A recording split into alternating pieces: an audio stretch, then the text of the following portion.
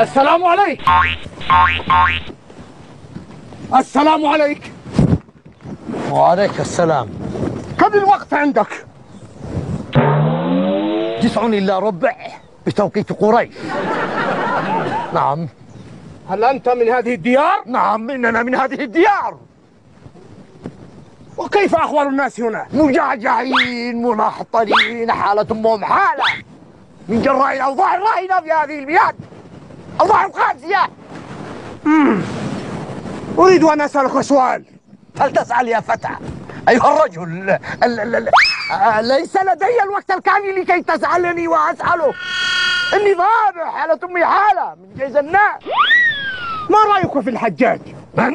الحجاج. أرجوك لا تذكر هذا الاسم عندي مرة أخرى. نعم. لماذا؟ وما سبب الجهل والدمار والظلم والقاع إلا سبب ظلم الحجاج، هذا الرجل اللعين الخسيس. هل تعرف من يكلمك ومن؟ لا يهمني من تكون. أنا الحجاج.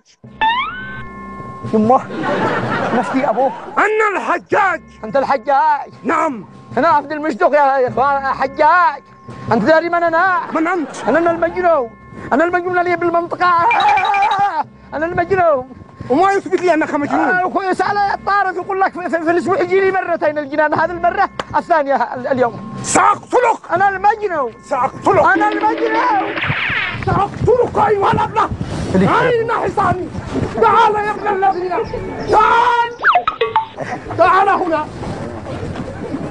هيا نلحق بهذا المجنون.